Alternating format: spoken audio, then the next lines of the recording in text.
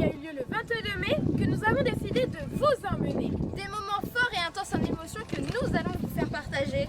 C'est sans oublier évidemment la visite du musée de l'hydraviation de Biscarrosse. Entre ciel et eau, un reportage signé Florane et Maxime.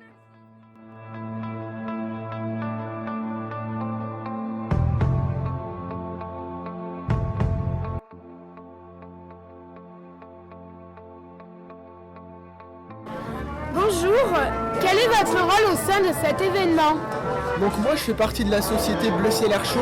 On est prestataire de la ville de Biscarrosse pour une grande partie des manipulations, à savoir la partie aérienne, la partie espace VIP, la partie son et vidéo et la partie direction des vols. Au sein de cette société, on est multi-rôle car c'est une petite société. Et au sein de cet événement, par contre, je suis coordinateur, c'est-à-dire que je vais mettre en relation tous les intervenants.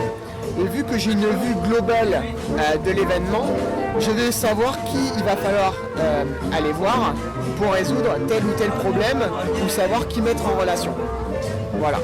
Et ensuite, on est une équipe d'environ une vingtaine de personnes où chacun a un poste clé, que ce soit l'espace de réception VIP, que ce soit la régie vidéo, le réalisateur, que ce soit la sonorisation, que ce soit la direction des vols, la gestion des parkings. Très bien. Est-ce que vous êtes bénévole? Donc comme je te l'ai dit, moi je fais partie d'une société qui s'appelle Bleu Ciel Air Chaud. Donc nous sommes des professionnels associés à la Fédération Française Aéronautique. Et donc par définition, comme nous sommes une société, je ne suis pas bénévole. Très bien. Depuis combien de temps êtes-vous sur la préparation de cet événement? Alors un événement comme ça, c'est très long à monter. Les discussions ont commencé il y a déjà un peu plus d'un an. Et ensuite, le montage opérationnel du dossier a commencé depuis 5-6 mois. Et la dernière question, êtes-vous qui gérez aussi les décollages des avions?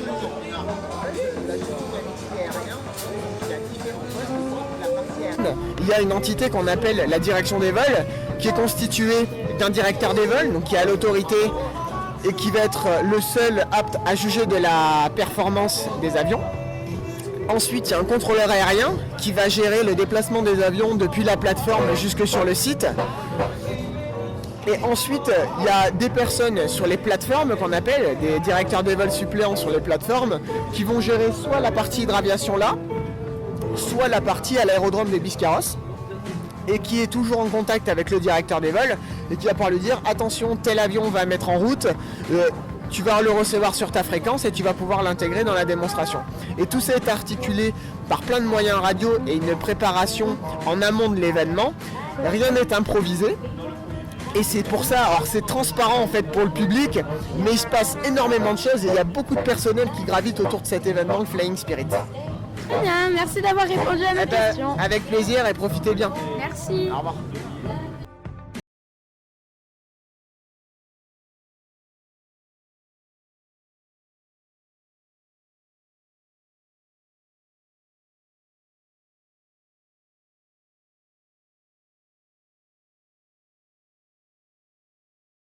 Donc vous possédez un DC-3, mais en tout combien y en a-t-il dans le monde? Alors il y a eu au total 13 000 DC-3 qui ont été construits de 1935 jusqu'à 1945. Et aujourd'hui, 75 ans après, il en reste environ 300 en état de vol.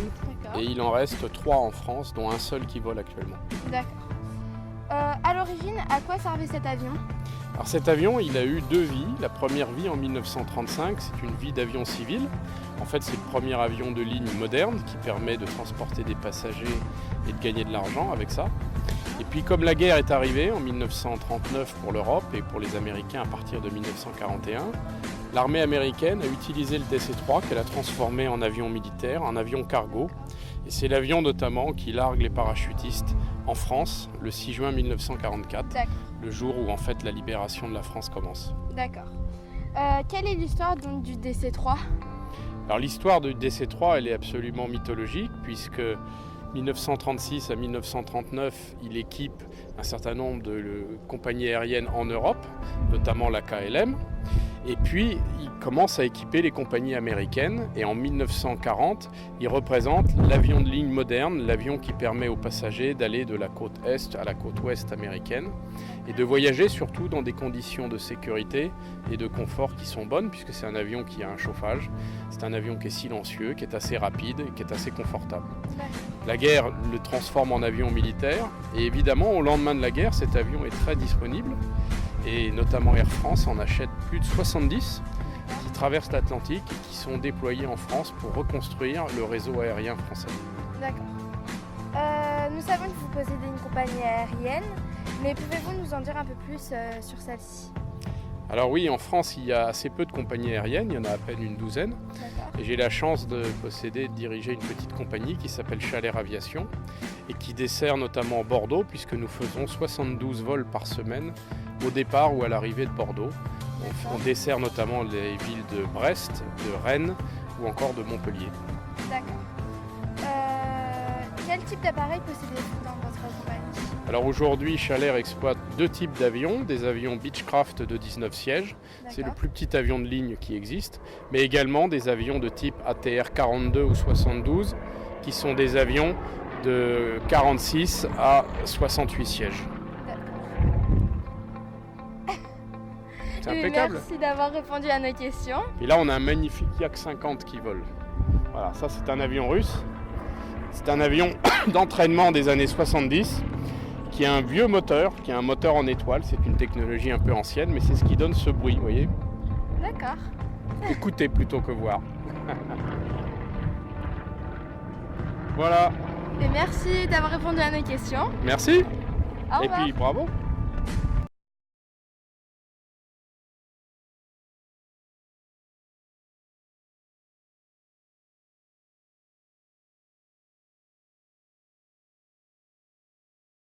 Bonjour, depuis combien de temps êtes-vous pilote?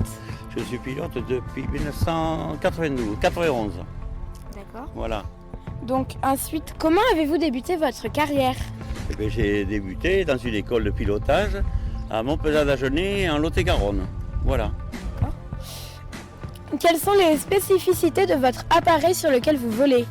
Eh bien, c'est un hydravion amphibie que je peux aussi bien poser sur la terre que sur l'eau. Voilà. Ensuite, au total, combien avez-vous d'heures de vol à votre actif? J'ai plus de 2400 heures sur cette machine et quelques heures sur d'autres machines. Voilà. Très bien. Et pour la dernière question, depuis combien de temps volez-vous avec l'appareil qui est derrière nous? Je vole avec cet appareil depuis 24 ans et j'ai 2400 heures sur cet appareil. Voilà. Très bien, merci d'avoir répondu à nos questions. Je vous en prie. Au revoir. Au revoir.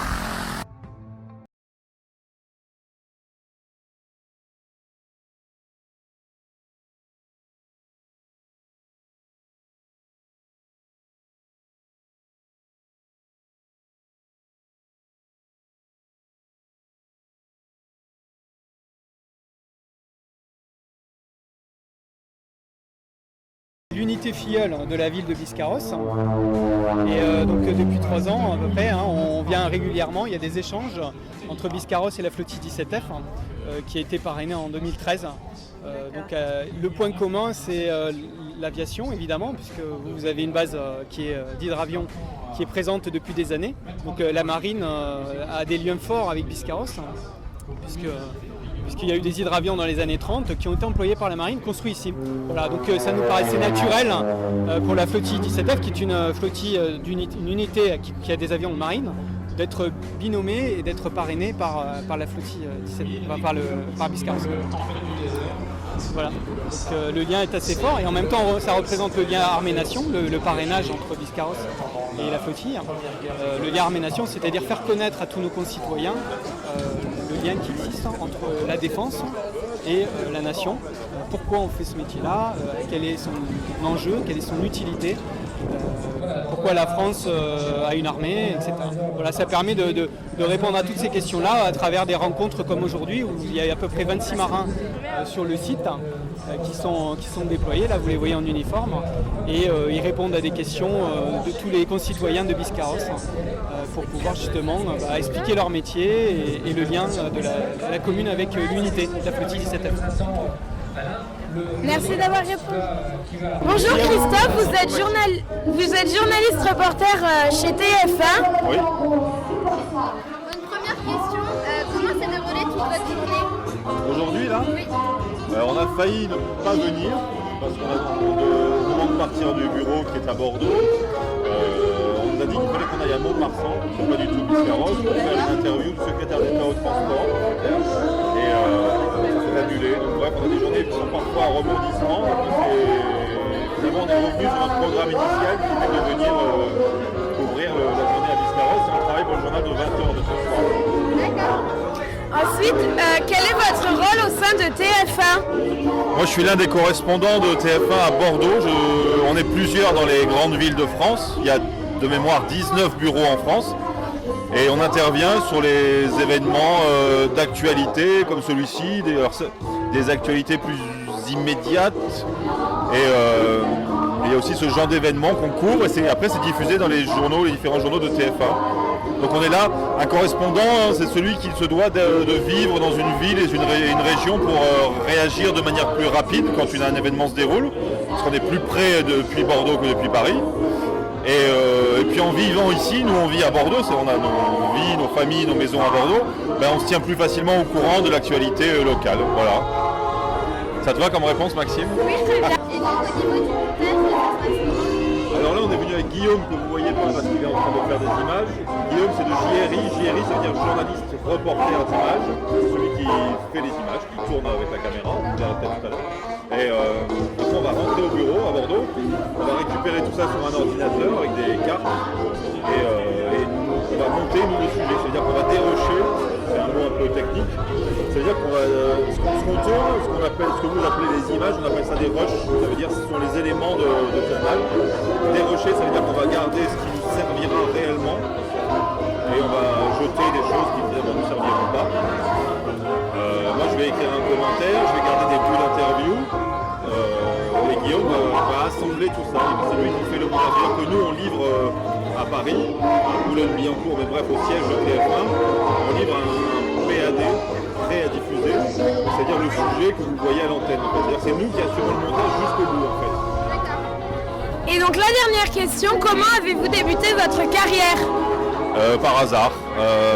J'ai débuté en étant correspondant de presse pour La Voix du Nord, mais c'est pas du tout correspondant comme ce que je fais aujourd'hui. Correspondant, c'est quelqu'un qui vit dans une ville. J'étais en presse écrite en fait. C'est quelqu'un comme toi quand tu auras quelques années de plus. Et si tu es intéressé par l'idée d'écrire dans le journal, t'as pas un statut de journaliste, t'es pas payé comme un journaliste, mais tu as un goût pour la vie locale, pour rencontrer des gens, pour faire ce que tu fais déjà. Si tu fais ça, c'est que tu es quelqu'un de curieux et d'intéressé. Et tu peux proposer à Sud-Ouest, par exemple, de devenir... T'habites où?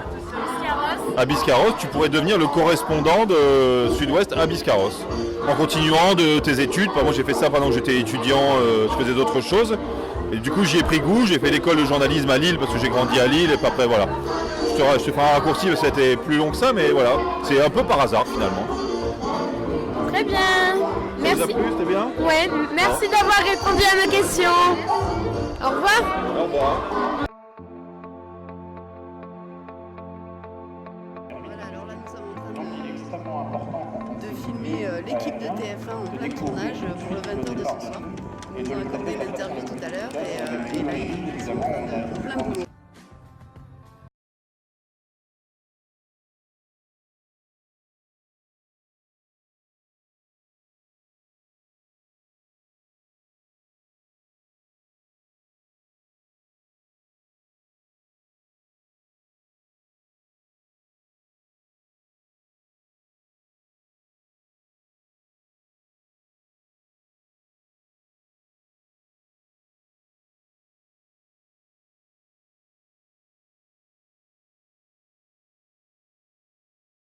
En fait, on va faire une présentation de voltige en planeur. C'est un peu original, effectivement. Et donc, on a besoin d'une équipe un peu constituée parce qu'on va partir du terrain de Biscarrosse-Parentis. Et c'est un avion qui va remorquer le planeur pour le larguer à 1200 mètres au-dessus du site où on fait la présentation de voltige. La présentation va durer 4 minutes. Le planeur a des fumigènes pour dessiner de belles arabesques dans le ciel. Et ça se fait sur une chorégraphie musicale. Alors, généralement, c'est de la musique classique pour avoir une belle poésie.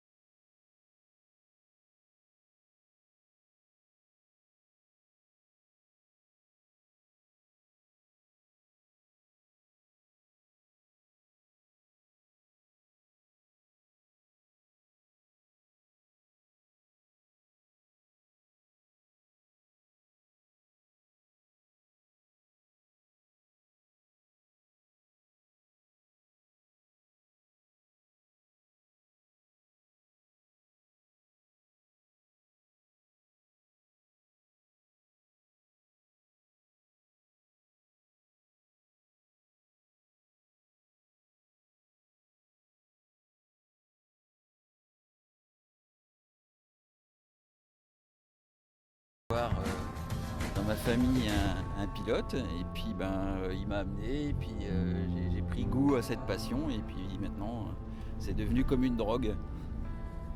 Merci d'avoir répondu à nos questions. De rien, avec plaisir. Nous sommes à présent au cœur du poste de sécurité. Comme vous pouvez le voir, du monde commence à arriver et des avions vont bientôt décoller.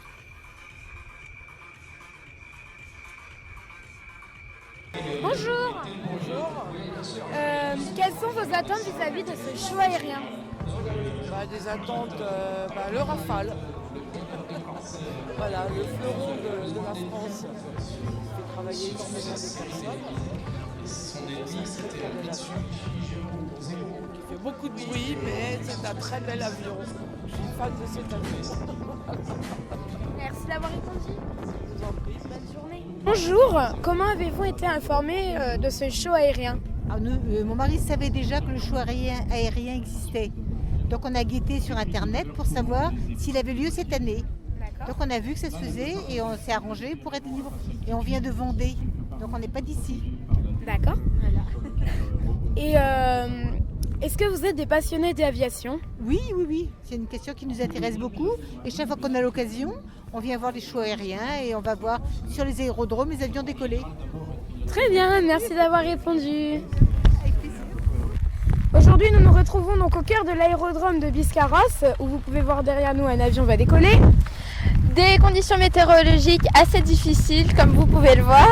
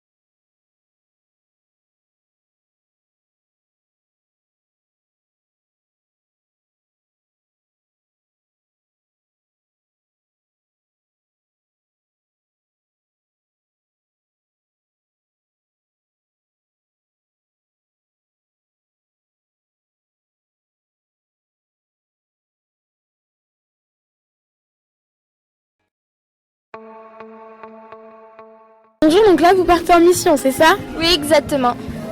Il n'y a que moi donc, qui suis capable, avec ces conditions météorologiques, d'assurer le show aérien avec cet avion. Donc là, je vais directement partir. Très bien, mais bon vol écoutez alors. Merci. Bonjour, je voudrais quelques renseignements sur les étendards, s'il vous plaît. Super étendard modernisé. Donc ce sont des avions basés à Landivisio, sur la BN Landivisio, qui sont bientôt retirés du service, qui vont être remplacés par le Rafale, qui sont au sein d'une seule flottille, la 17e flottille de chasse, qui était présente aujourd'hui avec 2 super étendards en exposition. Pourquoi ils vont être retirés? Donc ils arrivent en fin de vie, ils D'accord. sont en fin de carrière, ils ont plus de 40 ans de service. Les cellules ont très bien vieilli, mais voilà, ils sont remplacés par un appareil beaucoup plus jeune et beaucoup plus récent. Merci beaucoup. De rien.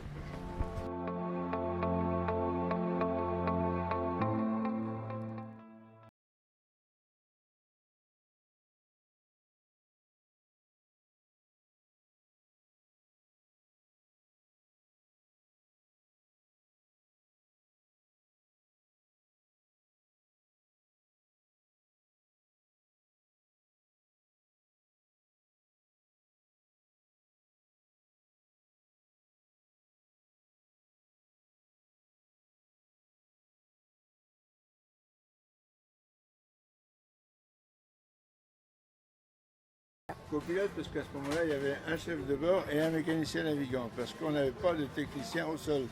Alors on faisait tout. Voilà. D'accord. Bon, moi j'ai commencé en 63 avec, sur un Catalina avec un équipage, un chef de bord canadien. Et puis voilà. Et j'en ai fait 38 ans. Et bien, voilà. Et par rapport au show d'aujourd'hui, avec les conditions météorologiques, vous pensez que ça a été compliqué pour le pilote? Ah ben nous on était plus compliqué qu'eux parce qu'on n'avait pas le droit, nous on n'avait aucune navigation, c'était la navigation à vue, hein, tandis que les appareils maintenant sont modernes. Hein. Non, c'est beau, c'est bien maintenant, les avions sont complets. Ils peuvent naviguer, nous on violait l'espace aérien souvent. Quoi. Non, c'était le début de. Comment je veux dire, c'est le début du travail aérien, enfin le système. Les bombardiers, on a été les premiers en Europe à faire ça. Parce qu'on avait un super patron, qui était le préfet Harry, qui avait cru, il avait été au Canada, il avait vu comment les Canadiens luttaient contre les feux de forêt. Quoi. Et c'est lui qui a imposé un peu ça. Et ils avaient acheté 2 Catalina. Et de là, on m'avait dit, moi j'étais à Paris, on m'avait dit, bon bah vous êtes désigné pour Marseille, mais ça tiendra 3 mois parce qu'on n'éteindra jamais les feux de forêt avec un avion. Quoi. Puis ça fait 53 ans que ça existe. Donc le travail n'était pas mauvais. Il avait eu la bonne idée de le faire. Quoi. Voilà. Et qu'est-ce que je peux vous raconter de plus? On a commencé à 2 Catalina, dont l'anglais qui est là, j'ai volé dessus, il est appartenu. Et puis voilà, là on a un ancien chef pilote chez nous. Vous pouvez lui parler, il parle mieux que moi. Hein. Non, mais c'est un garçon. Ben, le recrutement, là-bas, c'était la marine parce que c'était les hydravions. Il y avait dans la marine qu'il y avait des hydravions. Il n'y avait plus d'hydravions, on a commencé à prendre des pilotes de lourd. Et maintenant, c'est des pilotes de chasse. Enfin, il y a beaucoup de gars de la patrouille de France qui viennent. Quoi. Et puis là, la démonstration aujourd'hui, le capitaine qui a fait la démonstration, c'était Daniel Manzo, un ancien de la patrouille de France. Voilà. Il a bien travaillé. Hein. Oui, voilà. c'était super joli. C'est normal, sinon... voilà. Non. Et là, vous voyez, ça, c'est les femmes de nos pilotes qui viennent participer aussi. C'est une grande famille. Hein. Et vous êtes basé sur Marignane? Ah ben, il n'y a que là. Hein. Que là? Ah, ouais. D'accord. Alors l'été, il y a des départements. Il y a, par exemple, s'il y a des feux dans les Landes, il y a un département à Cazaux ou à Bordeaux ou à Mérignac. L'été, il y a 2 détachements. Il y a un détachement de Canadair à Ajaccio, un détachement de Tracker à Solenzara. Des petits avions, là. Des petits avions blancs et rouges. Là. Voilà. D'accord. Ben, je vous remercie. Ah, je vous en prie. Merci beaucoup.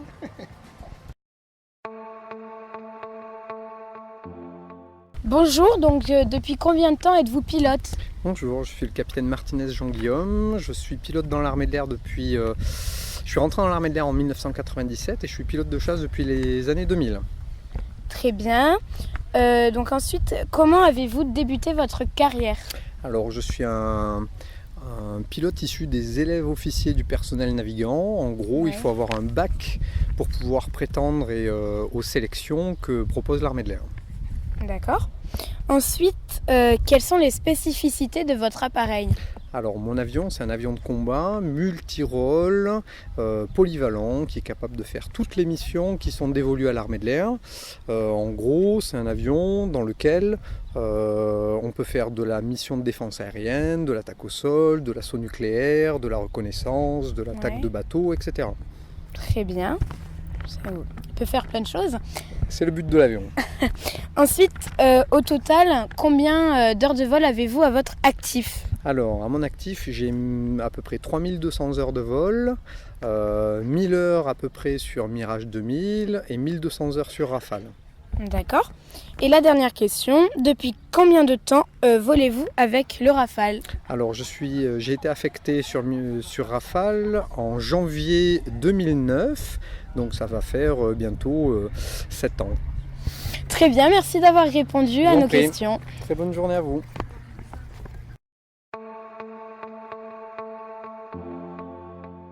Bonjour, donc vous êtes technicien sur Rafale, mais quelles sont les performances techniques de ce Rafale?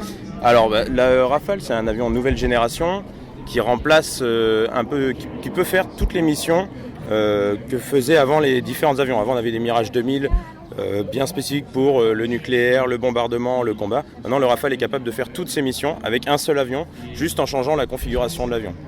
Au niveau technique, pour vous donner quelques chiffres, c'est un avion qui pèse 10 tonnes 5 quand il n'a pas de réservoir supplémentaire.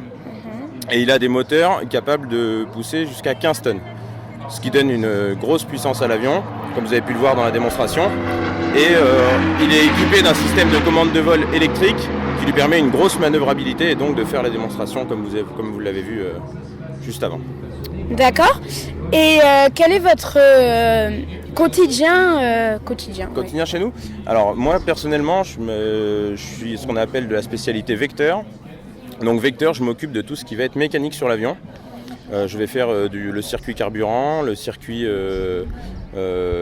conditionnement, l'oxygène, et des choses comme ça. Et après, il y a d'autres spécialistes qui, eux, vont s'occuper de l'électronique et par exemple, l'armement, pour une autre spécialité encore. Et l'armement, ça comprend le siège éjectable, car dedans, c'est un moteur fusée, et donc c'est la spécialité armement qui s'occupe de ça. Très bien, merci d'avoir répondu. De rien.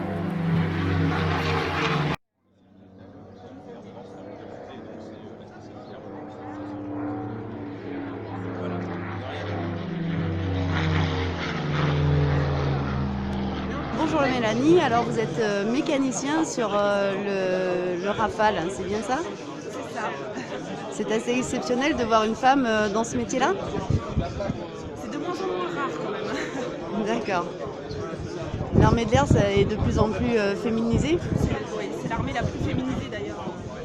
Dans l'aéronautique, on trouve de plus en plus de femmes. Il me semble qu'il y a 10% de femmes dans l'armée de l'air. Ah d'accord. Et aujourd'hui, donc, quelle a été votre journée exactement?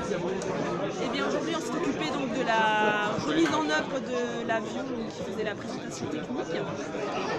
Et voilà, essentiellement ça, donc préparer l'avion pour le départ et puis ensuite refaire le plein et le mettre à l'abri et anticiper du coup le vol de demain. D'accord, donc finalement un métier que vous exercez quasiment tous les jours, quoi. Oui, ça devient naturel, hein, donc qu'on le fasse ici ou sur notre base, en fait, c'est exactement la même chose. D'accord, très bien. Je vous remercie beaucoup pour cette interview. Rien, avec plaisir. Au revoir. Au revoir.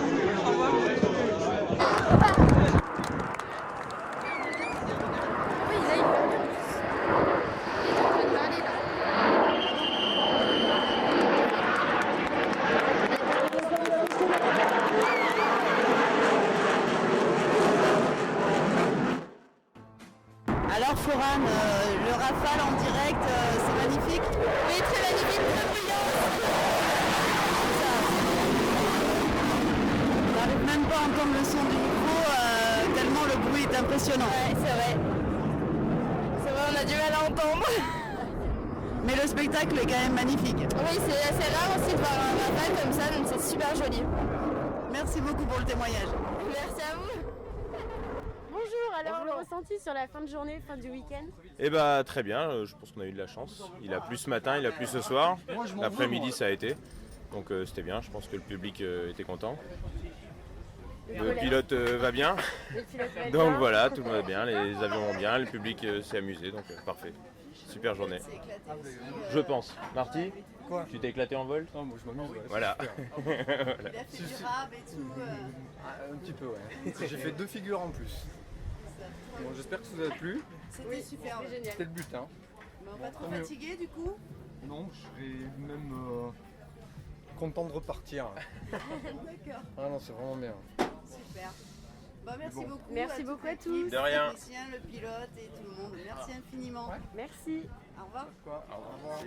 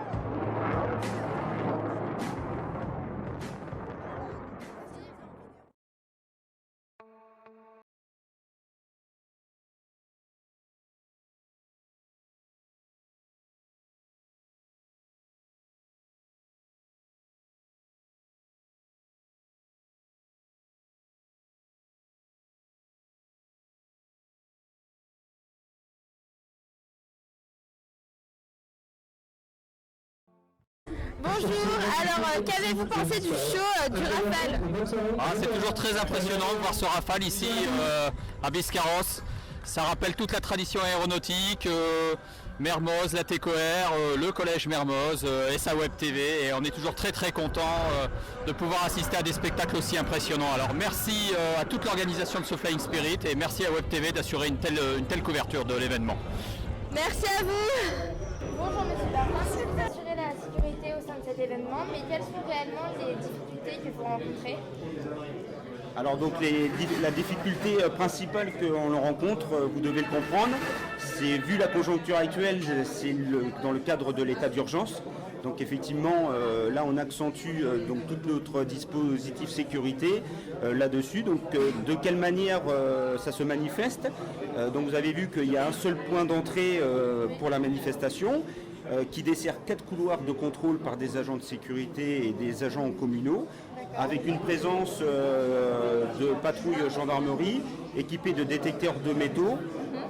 Donc il y a un contrôle des flux des visiteurs qui s'effectue par une vérification des sacs, notamment des dames. Et s'il y a une difficulté particulière, les services gendarmerie sont là pour venir conforter la présence des agents de sécurité et éventuellement avec le détecteur de métaux comme ça se fait dans les grandes manifestations.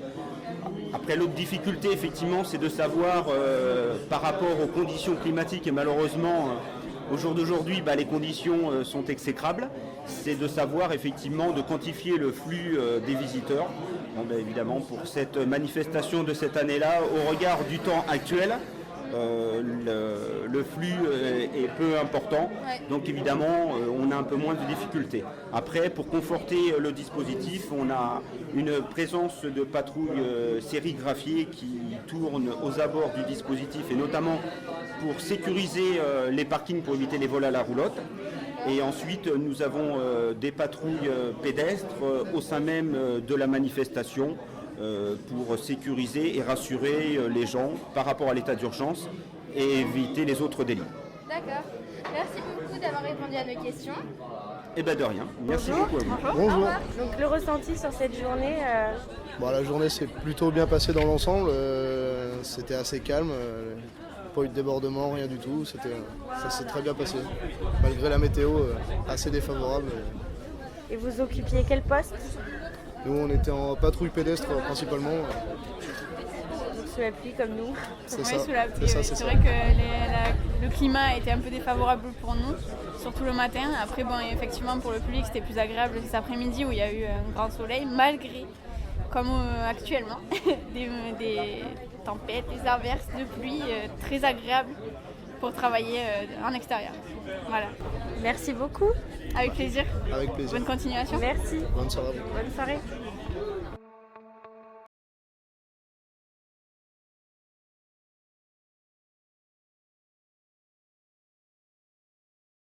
Bonjour Monsieur Bouden. Bonjour. Donc vous êtes commandant chez les pompiers. Mais donc lors de cet événement, quelles sont les principales difficultés que vous rencontrez? La difficulté, c'est pas une grosse difficulté. C'est faire travailler ensemble tous les services. Chaque service a ses propres méthodes de travail, ses propres outils de travail, notamment au niveau communication radio. Et c'est faire en sorte que tout le monde puisse se parler, les bonnes personnes puissent se parler, et surtout qu'on arrive à joindre le bon interlocuteur au bon moment, quand instantanément on en a besoin. D'accord. Et donc là, vous êtes à peu près une équipe de combien? Alors, c'est vraiment global. Le dispositif de sécurité secours, c'est des sapeurs-pompiers, c'est des secouristes de l'association Bisca Secours, c'est des sauveteurs nautiques d'une autre association qui s'appelle Seaguard, ce sont la participation de plongeurs des pompiers de Paris. Donc c'est tous ces acteurs-là, on doit être globalement entre 25 et 30. Très bien, merci d'avoir répondu. Nous sommes en compagnie de Didier Dumalet. Donc, est-ce que votre journée s'est bien passée? Alors la journée s'est globalement bien passée dans la mesure où elle avait commencé de façon assez catastrophique ce matin, notamment avec des conditions météo déplorables jusqu'à 14h. Ces conditions nous ont obligés à annuler un certain nombre de vols. Et puis à 14h, comme par miracle, le vent s'est un petit peu levé, les nuages sont partis. La pluie également, et on a pu maintenir le show aérien tant bien que mal cet après-midi. Donc tous les appareils sont à peu près passés, le public est arrivé en masse, en nombre important, puisqu'on estime à peu près entre 5 et 7 000 personnes sur le site Latécoère cet après-midi. Donc les bus carrossés se sont déplacés, la population environnante également. Donc on va dire que la journée a été globalement très sympathique et satisfaisante au niveau de la fréquentation et très satisfaisante au niveau de l'organisation, puisque tous les services, la gendarmerie, les pompiers, les plongeurs, la direction des vols, tous les agents municipaux ont répondu de façon très professionnelle. Donc la journée s'est très bien passée. D'accord. Pour la petite histoire, avec qui nous sommes en compagnie, c'est grâce à qui nous avons pu avoir accès au VIP, mais aussi à l'aérodrome. Donc on le remercie vraiment beaucoup.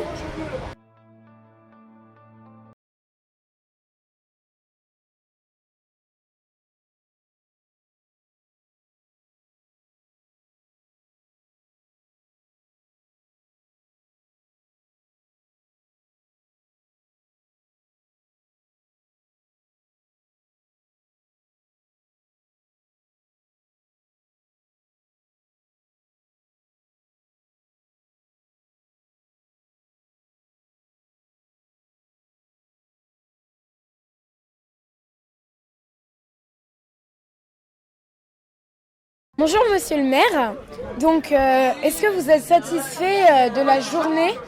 Parce que ça doit faire un bon moment que vous êtes sur cette préparation, et donc au final, est-ce que ça vous a plu?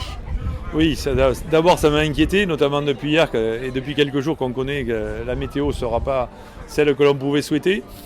Par contre, nos pronostics sur la journée d'hier, on a eu 1500 à 2000 visiteurs, parce qu'il faisait beau, mais ce n'était pas la journée cruciale, a fait que ce matin, on estimait, avec du beau temps, avoir à peu près 7 à 8 000 visiteurs. Je pense qu'on a doublé la mise par rapport à hier, on a dû tourner entre 3 et 4 000 visiteurs, ce qui est quand même déjà pas mal. Mais en gros, on a perdu tous les visiteurs qui partent de loin. C'est-à-dire que ceux qui ont regardé la météo ce matin et qui se sont dit, soit à Mont-de-Marsan, soit à Bordeaux, avec cette météo, on n'y va pas, on ne va pas faire 200 km pour rien. Et on a quand même bien rassemblé d'abord sur les gens qui sont mordus, qui viennent quelles que soient les conditions météo, et puis sur le public qui est à proximité de Biscarros. Très bien. Merci d'avoir répondu. On espère que ce reportage vous aura plu. On voudrait aussi remercier toutes les personnes qui nous ont aidés à filmer ce reportage. que ce soit la mairie de Biscarrosse, la ville de Biscarrosse, mais aussi tous les pilotes et techniciens, sans oublier évidemment le public. Et également Jocelyn Webb et Didier Lumalet. Quant à nous, nous vous disons à très bientôt pour une prochaine émission.